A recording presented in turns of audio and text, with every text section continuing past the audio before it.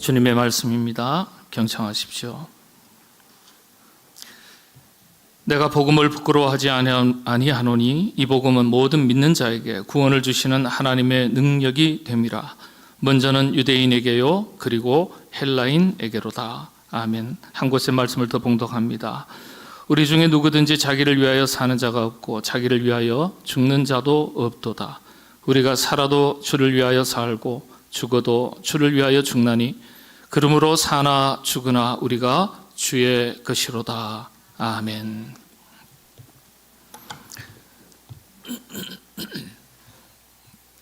우리나라 근대사에 이 땅이 고난을 당해서 황폐해진 때가 있었습니다. 120여 년 전에, 더 거슬러 올라가면 140여 년 전에 이 땅은 5,000년 역사 가운데 가장 암울한 시간을 보내고 있었습니다.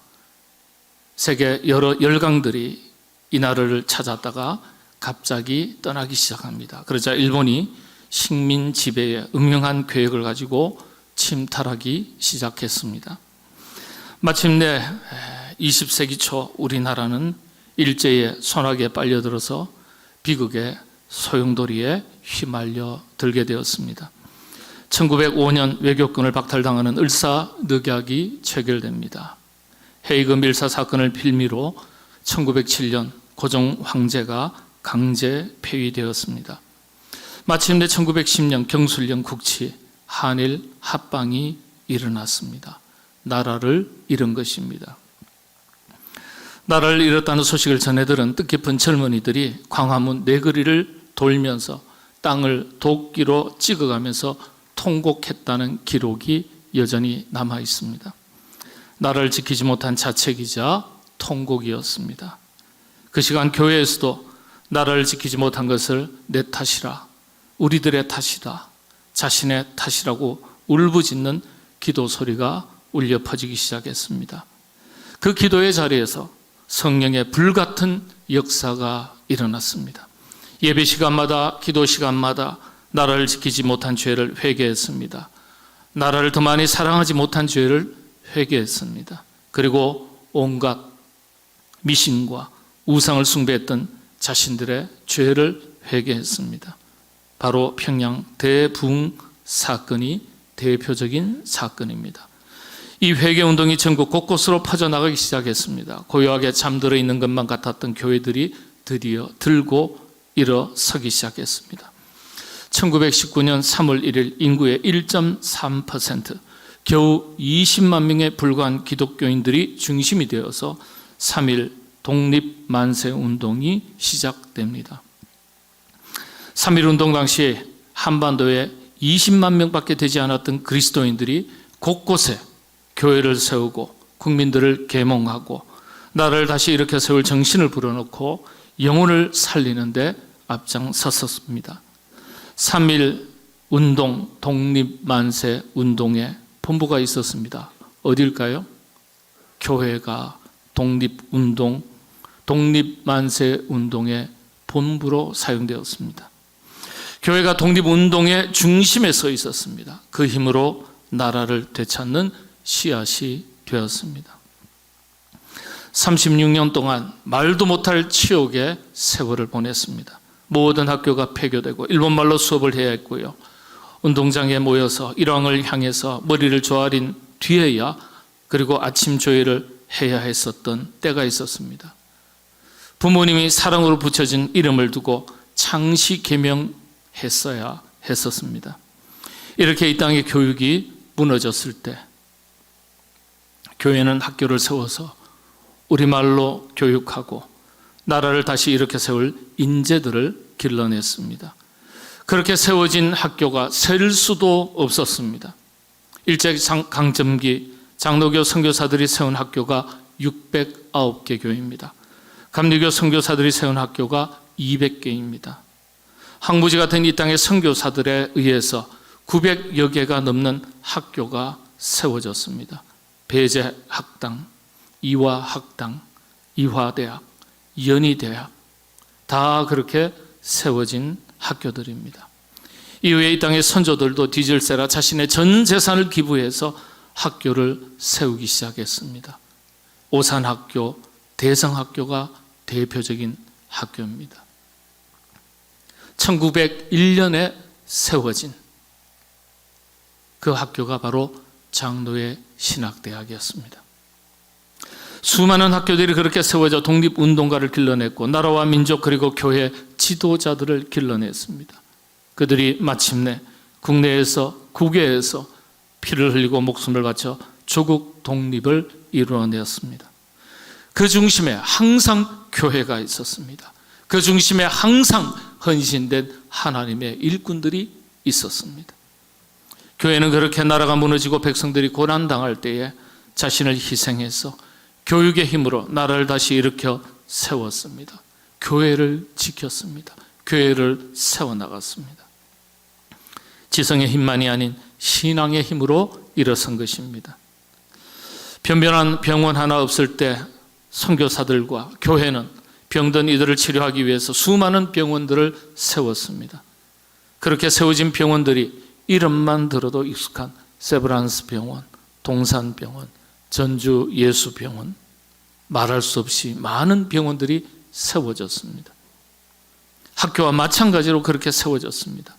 알렌 선교사가 세운 광해문, 우리나라 최초의 현대 의료 시설이었습니다. 그 중심에 역시 교회가 있었습니다.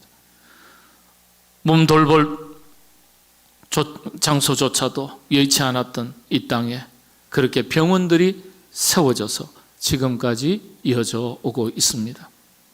그렇게 한국교회는 근대사 100여 년의 세월에 아무랬던 나라와 민족을 일으키고 사회 발전을 이루어 나가는데 건강한 정신적 토양을 제공하고 빛과 소금의 역할을 다해왔습니다. 그래서 그런지 한국교회는 선교 100년 사이에 세계 교회 역사의 유래를 찾아보기 어려울 정도로 놀라운 영적 부흥과 성장을 이루게 되었습니다. 그러나 해방 이후에 6.25 전쟁, 민족사의 또 하나의 비극이 시작이 되었습니다. 동족 상잔의 비극입니다. 그럼에도 불구하고 우리 민족은 저력이 있었습니다. 폐허 속에서 단 70년 만에 세계 경제 규모 10위권대에 진입했습니다. 폐허 속에서 한강의 기적을 이루었습니다. 사실 70년대 초까지만 하더라도 보릿고개를 넘지 못했습니다. 땅의 면적은 불과 세계 112에 불과합니다. 지하 자원이 있습니까? 석유 한 방울 나지 않습니다. 전후에 쌀이 부족해서 대통령이 직접 나서서 쌀을 꾸러 필리핀, 베트남을 돌아다녔습니다. 박 대통령이 필리핀에서 당한 망신, 베트남에서 당한 망신은 지금까지도 유명한 일화로 전해지고 있습니다. 구걸한 것입니다. 그랬던 나라가 70년 만에 국민소득 3만 불을 훌쩍 넘어서는 선진국에 올라섰습니다. 20세기 2차 세계대전 이후에 후진국에서 선진국에 올라선 국가는 대한민국이 유일합니다. 이런 대한민국, 우리의 조국을 자랑스럽게 여기시게 되기를 바랍니다. 이렇게 나라가 다시 일어서게 된 밑바닥에는 언제나 교회가 있었습니다. 복음의 힘이었고 기도의 힘이었고 수많은 그리스도인들의 헌신의 힘이었습니다. 교회와 그리스도인들의 자기 희생의 힘이 있었습니다. 부인하려 해도 부인할 수 없는 역사적 사실입니다. 그 중심에 언제나 교회가 그리스도인들이 있었습니다. 그런데 지금 한국 사회는 어떻습니까? 겉으로는 세계 10대 경제 대국에 올라서고 선진국이라고 말하지만 속으로 병들어가고 있습니다. 2022년 말 기준 우리나라 우울증 환자가 처음으로 100만 명을 넘어섰습니다. 국회에 보고된 국민건강관리공단에서 자료에 따르면 100만 744명으로 국회에 보고가 되었습니다. 병원을 찾지 않는 비공식적인 통계를 포함하면 이보다 2배나 더 많을 것으로 추정하고 있습니다. 가히 우울증 공화국이라고 해도 지나치지 않을 것 같습니다. 전 국민의 50명 중 1명이 마음의 병으로 인해서 병원을 찾았습니다.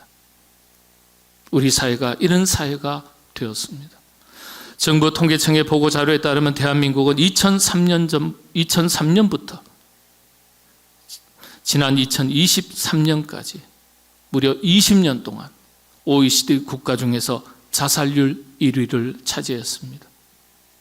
2017년 리투아니아에게 잠시 그 한 해만 1위를 내주었을 뿐이고 지금도 여전히 1위입니다. 청소년 자살률 1위, 노인 자살률 1위, 전체 자살률 1위입니다. 바로 대한민국의 민낯입니다. 그래서 그렇습니까? 2023년 유엔 세계 행복 보고서에 따르면 대한민국의 행복 지수는 10점 만점 중에 6점으로 조사 대상국 60개국 중에서 57위를 차지했습니다. 이뿐만이 아닙니다. 2021년 OECD 조사에 따르면 대한민국은 37개 국가 중 한국의 행복 지수는 35위였습니다. 한국보다 점수가 낮은 OECD 국가는 그리스와 터키뿐입니다. 그리스가 5.72, 터키는 4.95입니다. 2024년 현재 한국은 명실공히 선진국으로 분류되는 국가입니다. 세계 제2차 대전 이후에 최빈국에서 선진국으로 올라선 유일한 국가입니다. 세계 경제대국 10위권 국가로서 모두가 부러워하는 위상을 자랑하는 반열에 올라서 있습니다. 그럼에도 불구하고 행복지수는 OECD 국가들 중에 최하위를 여전히 수년째 맴돌고 있습니다. 명암이 엇갈리는 두 자화성을 가지고 있습니다. 한때 세계 5번째 부국이었던 아르헨티나가 저렇게 추락할 줄 누가 알았겠습니까? 한때 우리는 감히 쳐다보고 비교할 수도 없었던 나라였습니다. ILO 국제노동기구에 따르면 노사간 갈등이 가장 심한 나라가 바로 대한민국이라고 발표가 되었습니다. 정치와 정부는 국민들의 수준을 반영한다고 했습니다. 정부와 정치를 나무랄 것이 못 됩니다. 그들을 누가 뽑았습니까? 국민들의 수준입니다. 청년들을 실망하다 못해 좌절하고 있습니다. 진보, 보수, 우파, 좌파 이념 갈등은 여전합니다. 어떻게 지켜오고 다시 일으켜 세운 나라입니까? 다시 허물어져서야 되겠습니까? 곧 다가올 2025년부터 65세 이상 인구가 1천만 명을 넘어서게 됩니다. 비혼, 미혼 비율은 점점 더 높아져 갑니다. 개개인의 사정이 있겠죠. 이혼율은 OECD 국가 1위입니다. 금년도 지금까지 결혼은 19만여 건입니다. 이혼은 9만여 건입니다. 19만여 건이 결혼했던 쌍이 그대로 이혼으로 이어진 것은 아니지만 단순 통계 비교는 결혼이 19만여 건, 이혼은 9만여 건입니다. 여기에 더해서 세계 최저 출산율입니다. 0.73입니다. 지금 한창 전쟁 중인 우크라이나보다도 출산율이 더 낮습니다. 그래서 그런가요? 50년 뒤에는 인구가 3천만 명으로 줄어들 것이라고 합니다. 설마 하실지 모르겠습니다. 그러나 설마가 현실이 되는 경우가 얼마나 많습니까? 이런 시대 오늘 한국교회는 어떻습니까? 흔들리는 것을 서서 막아내야 될 한국교회가 어떻습니까? 이렇게 나라와 민족을 위해 크게 공헌했던 교회는 지금 안으로는 자기 모습과 밖으로는 심각한 비판 속에서 위기를 만나게 되었습니다. 세상에 물량 중심에 물들어 양적 성장에 집착하다가 진정한 영적 부흥의 힘인 내적 영적 성장과 성숙을 소홀히 했습니다. 그 결과 한국 교회와 그리스도인들은 점점 더 힘을 잃어가게 되었습니다. 수많은 이단들이 속출을 했습니다. 이단들 때문에 건강한 교회들까지도 비난의 화살을 맞아야 했습니다. 수많은 순기능과 공적 책임을 감당하고 있음에도 불구하고 비난의 소리에 묻혀버려서 교회가 마치 우리 사회 속에서 공적 기능과 역할, 책임을 잃어버린 것처럼 비난받고 있습니다. 사실 한국의 수많은 복지, 시설, 기간 가운데 약 90%가 기독교가, 교회가 직간접적으로 운영하고 후원에 참여하고 있다는 사실을 국민들이 알고 있는지 모르겠습니다. 무려 90%입니다. 그들이 누리는 복지, 마땅히 국가가 감당해야 될 엄청난 재정을 교회가 부담하고 있는 셈입니다. 이것 하나만 해도 그렇습니다. 사회 여러 분야 영역에서 교회가 감당하는 공적 기능과 역할은 셀 수가 없습니다. 그럼에도 불구하고 왜 교회가 마치 사회 책임을 다하지 못하는 것처럼 비난받고 있는 것입니까? 교회의 희생과 기여까지도 부정당하는 시대를 맞이했습니다.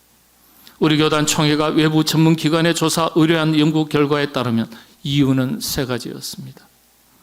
첫째는 절대적 가치를 부정하는 사조, 포스트 모더니즘의 영향 때문이라 했습니다. 두 번째는 반기독교 세력의 공격에 적절하게 방어하지 못했기 때문이라고 했습니다. 그런데 그중 가장 가슴 아픈 세 번째 이유는 이런 것입니다.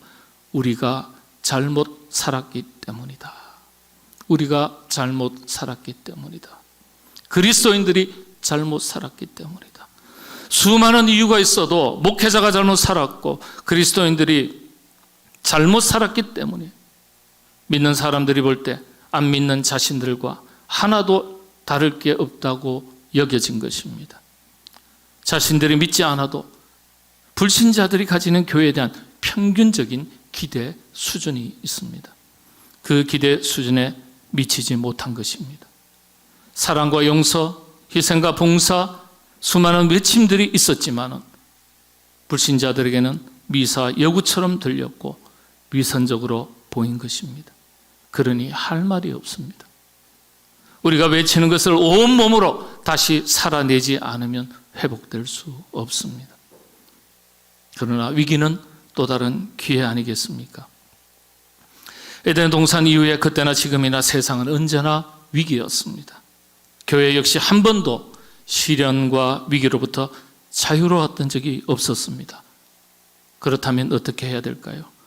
어찌해야 교회 위기를 극복하고 문제가 많은 이 세상을 치유할 수 있겠습니까? 성경의 답은 의외로 단순하고 간단합니다. 오직 예수, 오직 복음입니다. 복음이 답이에요. 위기의 시대에 필요한 것은 복음입니다. 오늘 말씀, 내가 복음을 부끄러워하지 아니하노니 이 복음은 모든 믿는 자에게 구원을 주시는 하나님의 능력이 됨이라. 복음이 우리에게 능력이 된다 했습니다. 복음을 붙들면 능력이 임하고 능력이 생기는 것입니다. 힘이 생기는 겁니다. 그래서 복음에 충실하셔야 됩니다. 오늘 본문 로마서는 복음은 모든 믿는 자에게 구원을 주시는 하나님의 능력이 된다고 분명하게 선포하고 있습니다. 그래서 복음이 답입니다. 여러분, 인생의 수많은 시련과 역경이 찾아올 때, 위기가 닥쳐올 때 물질을 붙들지 마시기 바랍니다. 사람 찾기 이전에 하나님의 말씀, 복음을 붙드시게 되기를 바랍니다. 그래야 하나님의 능력을 경험하게 됩니다. 하나님의 은혜를 경험하게 됩니다. 모든 성도들이 말씀 위에 든든하게 서가는 거룩한 하나님의 백성 되시기를 바랍니다. 복음을 붙드는 것, 복음을 가까이 하면 그때부터 힘이 생깁니다. 선한 영향력이 생깁니다. 이 복음의 핵심이 무엇이겠습니까? 예수 그리스도입니다. 말씀이 육신이 되어 우리 가운데 거하심에 그랬습니다. 말씀을 붙들 때 예수 그리스도 주님이, 주 성령께서 우리 안에 내주하시고 역사하시기 때문에 나는 한계가 있고 나는 능력이 없지만은 내 안에 역사하시는 성령님의 역사하심으로 인하여 우리에게 힘이 생기는 겁니다. 교회를 그리스도의 몸이라고 성경은 가르쳐주고 있습니다. 하나님은 언제나 교회를 통해서 뜨겁게 역사하셨고 앞으로도 역사하실 것입니다. 그래서 복음을 붙든다는 말이 무슨 뜻입니까? 복음의 그 자체이신 예수 그리스도를 붙드는 거예요. 예수 그리스도를 붙든다는 게 또 무엇을 말합니까? 우리 교회를 말합니다. 교회를 가리켜 그리스도의 몸이라고 가르쳐주고 있습니다. 그래서 교회는 그리스도의 몸으로서 성령님의 뜨거운 역사의 현장입니다. 그리스도인들의 신앙의 뿌리는 교회를 중심으로 내리게 되어 있습니다. 그래서 내가 다니는 몸담고 있는 교회를 사랑하고 든든하게 지켜나가는 것이 매우 중요합니다. 공동체는 물론이지만 우리 자신의 개인의 신앙을 위해서도 너무나 중요합니다. 세상의 희망이 사라져갈 때 언제나 교회는 세상의 희망이었습니다. 버팀목이었습니다. 시련과 환난 속에서도 교회는 생명력을 발휘했었고 그 시대의 위기를 극복했습니다. 하나님은 역사의 위기 한가운데서 항상 교회를 들어 사용하셨고 복음의 일꾼을 선택하시고 그 복음의 일꾼을 통해서 그 시대를 새롭게 하셨습니다. 그래서 교회가 희망입니다. 우리 교회가 세상의 희망이 되는 교회로 든든하게 서갈 수 있도록 하나님께서 크신 은혜 대해 주시기를 바랍니다. 우리 교회를 통해서 하나님의 풍성한 은혜가 채워지고 그 은혜를 여러분들이 경험하시고 누리시게 되기를 바랍니다. 그래서 우리가 그리스도의 몸된 교회를 한 마음 한 뜻으로 세워나가는 것이 너무나 중요합니다. 그런 교회가 되기 위해서, 그런 교회를 세우기 위해서 필요한 것이 복음의 일꾼입니다. 헌신된 복음의 일꾼입니다. 교회를 진정으로 사랑하는 일꾼이 필요합니다. 부름받은 일꾼들이 언제나 교회를 지키고 교회를 세워나갔습니다.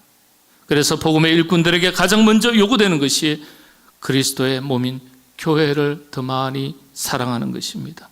그 사랑이 헌신으로 이어집니다. 여러분, 사랑에는 힘이 있습니다. 교회의 일꾼, 복음의 일꾼으로 살아가게 하는 힘이 사랑할 때 생기는 것입니다.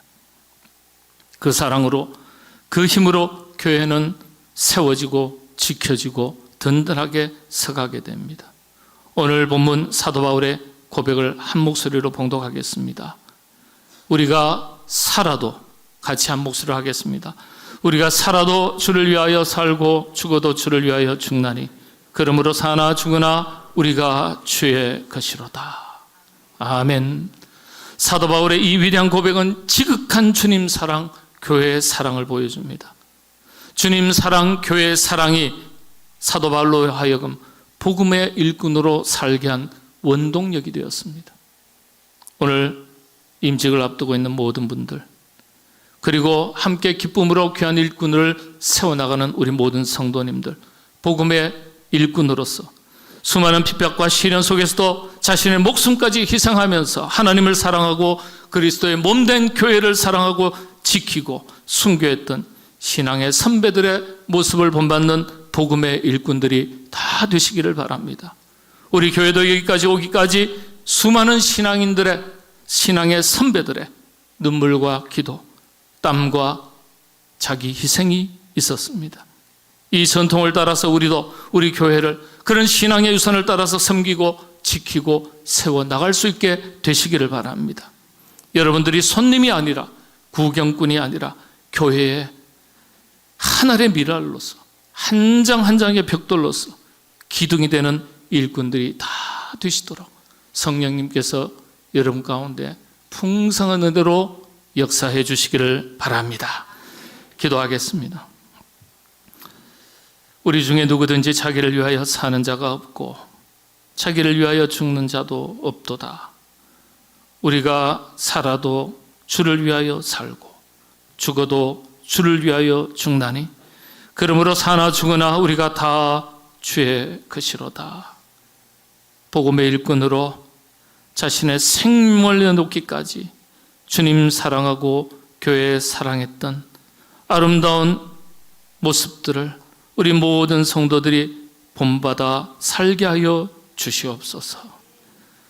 이전보다 이후 더 많이 교회를 사랑하게 하시고 주의 몸된 교회가 그 사람 가운데 든든하게 세워지고 지켜지고 복음의 귀한 사명을 잘 감당할 수 있도록 풍성한 은혜 더하여 주시옵소서.